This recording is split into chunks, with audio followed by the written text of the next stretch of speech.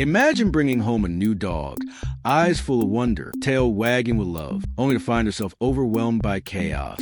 Chewed shoes, barking at 3 a.m., pulling on the leash like it's a tug-of-war. It's not just frustrating, it's heartbreaking, because deep down, you know your dog is bad. They're just misunderstood. But what if I told you in just a few basic steps, you could unlock your dog's true potential? That behind every untrainable pup is a loyal, obedient companion waiting to emerge. In this video, you'll learn the foundational training techniques that work for any dog, regardless of breed or age. This is not just training, it's transformation. Point 1, establish trust and bonding.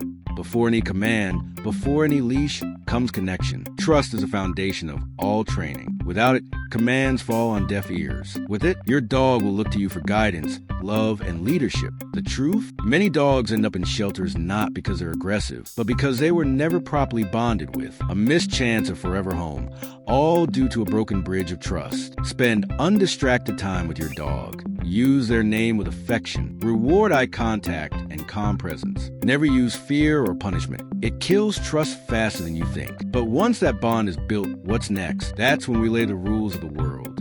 Point 2, mastering sit, stay, and come. These 3 commands aren't just party tricks, they're lifesavers. Imagine calling your dog away from a speeding car or stopping them before they eat something dangerous. Sit, stay, and come are your emergency brakes. You might have just a split second to stop your dog from chasing a squirrel into traffic. Will they listen or hesitate? Training method tips. Keep treats small but high value. Practice in short, focused sessions. Consistency over intensity. Always end on a positive note to keep their spirits high. Clips of dogs learning sit with treats. Owner recalling dog with joy. Calm stay, hold while chaos happens around. Once your dog can obey in a calm environment, what about when the world gets loud and unpredictable? That's where leash training comes in.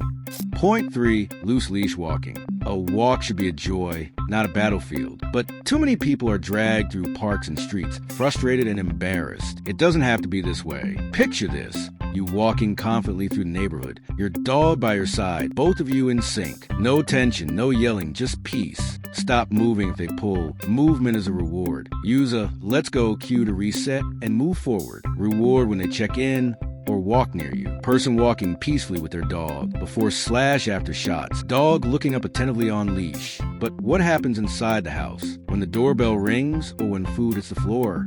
Point 4, impulse control at home. Training doesn't stop at the door. In fact, the real test begins at home. Impulse control is what separates a well-mannered dog from a liability. Imagine a child holding a cookie and a dog that's never learned to wait. One jump, one bite, one accident, and a lifelong bond is broken. Leave it, teaching patience before grabbing treats. Wait at doors, no charging through thresholds. Place command, teaching calmness with a defined space. But what if your dog's past is filled with trauma, bad habits, or no structure at all?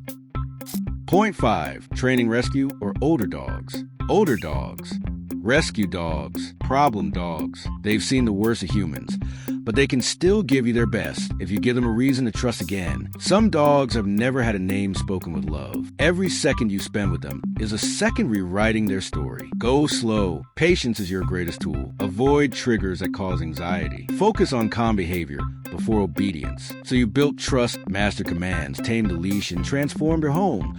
But how do you make all this last?